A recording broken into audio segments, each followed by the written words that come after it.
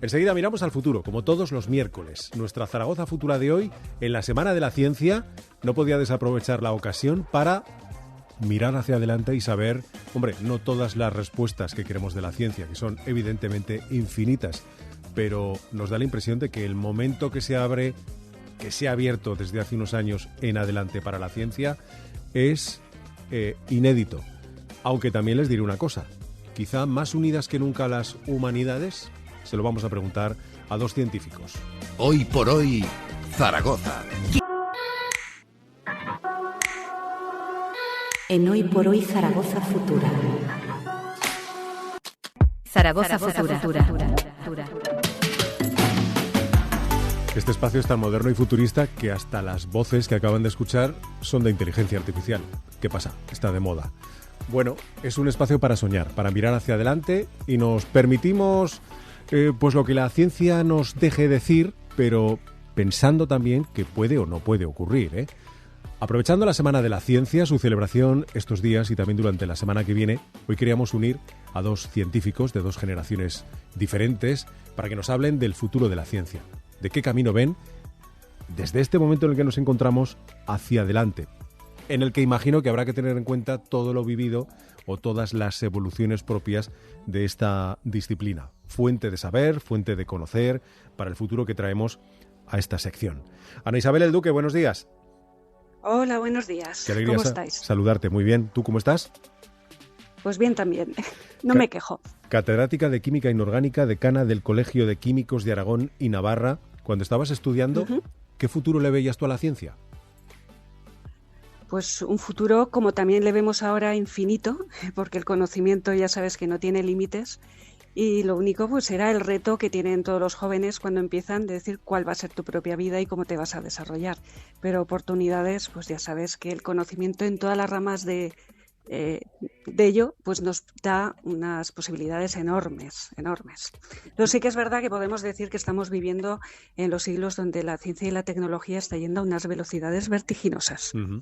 ¿Y parece que la ciencia tiene más facilidad ahora que hace unos años, Ana?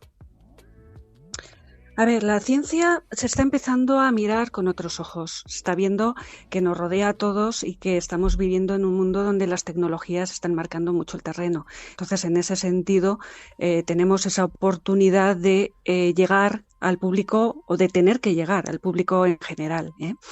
A ese respecto, pues sí que se está pidiendo y de hecho pues hoy ha salido publicado en El País como la ANECA ha abierto el melón del reconocimiento de nuestros méritos de investigación en los sexenios, donde además de las publicaciones en revistas de alto impacto, que es prácticamente el 100% de lo que nos estaban valorando, se van a valorar muchos otros aspectos como pueden ser la existencia de patentes, de trabajos técnicos, de otras metodologías, otro tipo de publicaciones, etcétera. Es decir, era necesario o es necesario que la labor del investigador, del científico, se valore de múltiples maneras para que podamos dar solución, salida y cabida a todo lo que hay que hacer desde el ámbito científico. Jacobo Allensa, buenos días. Hola, buenos días. Encantado de saludaros. Igualmente. Ahí estás en el Instituto de Investigación Sanitaria, el I3A. Estás estudiando modelos matemáticos de desarrollos de tumores, además de otro proyecto de inteligencia artificial en el ámbito sanitario para diagnosticar estos tumores. No cabe aquí preguntar si eres optimista con el futuro de la ciencia, porque vaya retos que llevas entre manos. Bueno, a ver, yo soy desde siempre un optimista convencido, ¿no? Y creo que para estar en este mundo de la ciencia hay que serlo, no queda otra, porque es verdad que se dice muchas veces que en general los científicos nos gusta lo que hacemos y es verdad, yo creo que sería falso decir que no son las razones principales para dedicarnos a lo que nos dedicamos, pero a veces, por supuesto, es complicado, ¿no? Por poner un poco el ejemplo fácil, pero que todo el mundo va a entender, también los deportistas se dedican a lo que quieren y, por supuesto, pues tienen unas condiciones en general mucho más fáciles en el mundo laboral. Vamos a soñar, que es la propuesta de esta sección. ¿Qué pensáis que nos puede traer la ciencia en los próximos años, siendo algo concretos, lo que podamos ser? Ya no hablo de descubrimientos, que yo creo que estamos más o menos todos al día, y sobre todo con la rama en la que está trabajando Jacobo, la inteligencia artificial, pero me apetece saber si la ciencia va a ir unida o va a despertar otros saberes, si va a estar más unida que nunca al humanismo. Por ejemplo, se me ocurre, empiezo por ti, Ana. ¿Cómo ves el futuro de los saberes que va a despertar la ciencia? Sí, pues nombras las humanidades y efectivamente lo que tiene que ser la ciencia es absolutamente interdisciplinar. O sea, ya no tiene sentido el hablar de una investigación en cajones estancos. Es que cuando hablamos de ciencia e investigación tendríamos que hablar primero de la formación. O sea, la formación que vamos a dar o que tenemos que dar en ciencia, no solo a nivel de universidad, sino también a nivel de desde pequeñitos, que es cuando tienen mayor curiosidad.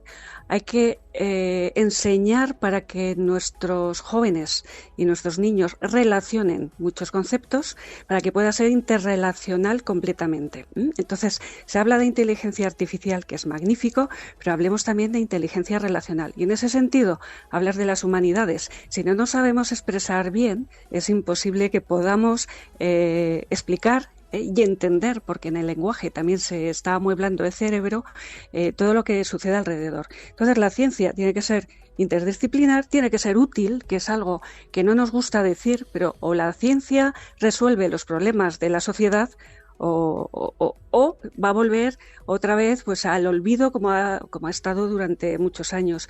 Y además un tercer paso, tiene que ser sostenible a largo plazo. O sea, no podemos estar diseñando unos materiales magníficos si no tenemos ya en visión qué va a pasar con ellos cuando dejemos de utilizarlos.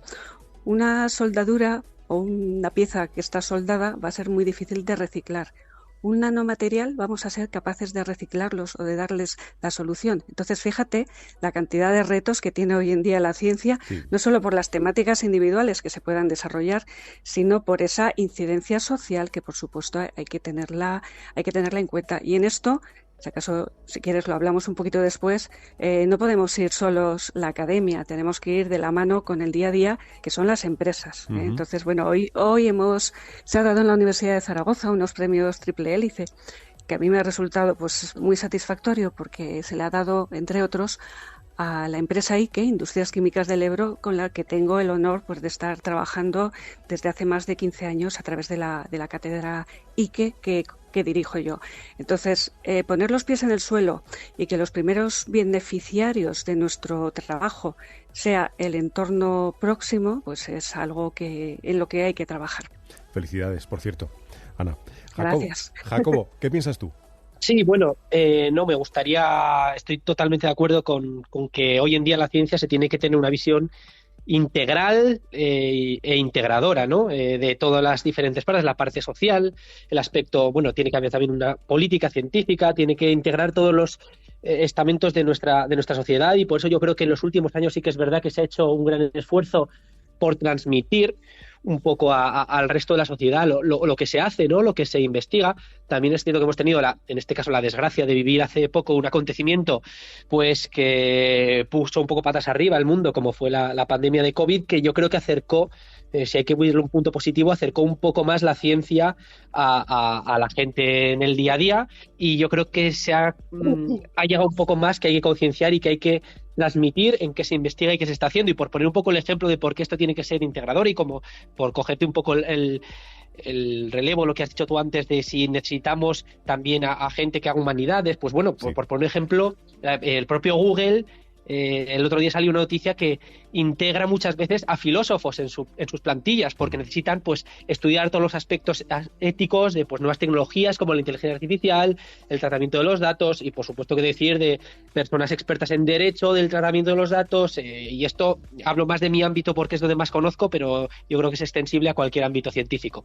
Os repregunto, y casi empiezo ahora por Jacobo, ¿pensáis que las ciencias deben resolver problemas, como decía antes Ana, una de las dos condiciones del futuro? ¿Va a dar respuestas en el mundo de la religión o de la política, donde ahí tenemos bastantes problemas? Bueno, yo, por ir a cada uno de los temas, en el tema de la religión, yo creo que no. O sea, esto al final es una cuestión de creencia personal. Yo creo que no puede dar respuestas más allá de lo que cada uno de nosotros queramos que responda, pero si no queremos que responda, no va a responder, y creo que no debería responder. La ciencia no está para responder ese tipo de preguntas. En cuanto a política, que es una ciencia también. Sí, exactamente. Yo creo que sí que puede dar respuestas. No sé, no me atrevería a decir cuáles, pero estoy convencido de que la ciencia puede dar respuestas a aspectos políticos, a aspectos de gestión política, a aspectos de tratamiento político, a aspectos de estudios políticos, aunque bueno, insisto que yo no soy experto en este tema y prefiero no mojarme demasiado, pero creo que sí que puede dar respuestas. Ana se reía. Sí, yo me reía cuando has nombrado el tema de la religión, más que nada porque la religión se basa en la fe. Se basa en creer o en hacer tu mundo en torno a algo que consideras que tienes que creer de forma ciega. La ciencia no es fe, la ciencia es conocimiento, es resultado, es experimentalidad. Entonces allí hay una contradicción. Es más, cuando la ciencia ha avanzado, y si no que se lo pregunten a Galileo, pues la respuesta de la Iglesia es otra, ya independientemente de lo que a cada uno como ser humano le ayuda a vivir, que no voy a entrar en el tema de la ideología tampoco. Sí. En el tema de la política, a ver, los políticos miran a corto plazo. Entonces hay algo que os he nombrado antes, hay que mirar a largo plazo. La ciencia no puede mirar en lo que es un periodo de 4 años y ahora ver quién manda. O sea, el conocimiento requiere una estabilidad en el tiempo. ¿Por qué? Pues por lo que os he dicho. O sea, hay muchos temas que se han avanzado en ciencia, como puede ser, pues yo que soy química, en todo el aspecto industrial, anda que no ha dado vuelta la industria, que de hecho la industria química es de las más limpias que tenemos hoy en día, pero claro, cuando se empezó, no es que se hiciera con mala intención, es que no se sabían las consecuencias de producir según qué productos, etcétera, etcétera. Entonces, bueno, pues el tiempo nos ha enseñado. Ahora, ¿qué es lo que hay que hacer? Todo eso que se ha aprendido, plantearlo no para 3 años, a largo plazo. Entonces, es muy difícil convencer a los políticos de proyectos que duran más que el tiempo de su mandato. Entonces, en ese aspecto sí que hay que decir que esto es una apuesta larga, que mande quien mande. El conocimiento nos beneficia a todos y bueno, y el ejemplo, pues como lo ha sacado antes mi compañero, en el tema del COVID se ha demostrado la importancia de la ciencia, pero la importancia de una respuesta rápida. Y en esto insisto, la respuesta rápida en el tema de las vacunas, fijaros que ha salido de las empresas farmacéuticas. Por lo tanto, yo como decana también del Colegio de Químicos he hecho allí un gancho a que tenemos que seguir investigando en nuestros temas, pero abriendo a las necesidades de ese feedback que puede venir de todo el sector productivo, porque al final es de esa parte de donde vamos a tener un mayor desarrollo de nuestro conocimiento. Bueno, gracias por mojaros, y por poner sobre todo palabras desde la ciencia a determinadas situaciones. Bueno, al final los humanos vivimos con muchas contradicciones, ¿no? Y desde la ciencia pues hay evidentemente un respeto a que en nuestra vida existan esas contradicciones. Faltaría más. Una última pregunta y muy rápida. Ana, ¿quién te inspiró? ¿A quién admiras? Me has hecho una pregunta. Yo es que en esto soy muy rebelde. Me planteo la vida siendo feliz, entonces a mí siempre me gustó o mirar por un microscopio o hacer experimentos, entonces elegí aquella titulación que más me gustaba, la estudié, la desarrollé, me gustaba la investigación, tuve la oportunidad, me gustaba muchísimo la docencia, he tenido la oportunidad y luego como me ha gustado la gestión, pues también he tenido las oportunidades. Entonces cuando me dicen, ¿cuál es tu ídolo? Pues sé que todo el mundo está esperando a que diga Marie Curie, a lo mejor, o alguien así. Pues es que no, ¿sabes? Entonces quizás soy mucho más egoísta. He buscado mi propia felicidad a través de las actividades que hago, intentando, por supuesto, servir a la sociedad, que es la que me sostiene en todas mis actividades, pero no te puedo decir que tengo un ídolo porque es que no, bueno, no, ¿sabes? O sea, la gente trabajadora que he tenido a mi lado, mis padres, mi marido, mi familia y toda esa gente que empuja, para mí es el modelo que sigo para seguir trabajando. Digamos la FELI, que es la abreviatura de felicidad. La felicidad. Jacobo. A mí es verdad que me pasa un poco parecido, es decir, a mí me costaría encontrar un personaje concreto en el que pueda decir le admiro, sobre todo porque yo creo que para admirar a alguien tienes que tener cierta cercanía con él para realmente ver un poco en todas sus facetas y realmente decir, mira, yo a esta persona le admiro. Otra cosa es que tengas referentes científicos. Pero sí que me gustaría destacar que yo, por ejemplo, a mí unas personas que han sido, en plural, muy inspiradoras para mí en lo que llevo de vida, por lo menos de momento, han sido mis profesores. Es decir, son personas a las que siempre cuando les he visto, he convivido, he interactuado con ellos, es gente que me han inspirado, yo creo que me han hecho avanzar y me han hecho tener las inquietudes que tengo hoy en día, y podría decirse que es un poco la gente a la que yo he admirado a lo largo de mi vida, han sido mis profesores, tanto pues desde que tengo desde que tengo memoria, mejor dicho, tanto en el colegio como luego en la universidad, en los diferentes estudios que he realizado durante mi tesis doctoral. Yo me quedaría con mis profesores, si tuviese que decir una serie de personas que yo diría que han sido inspiradoras para mí.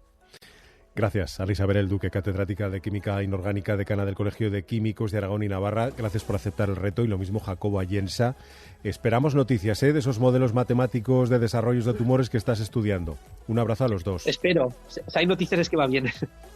Feliz Semana de la Ciencia. Muchísimas gracias por la invitación. Muchas gracias. Un abrazo. Igualmente. Hasta pronto. Gracias.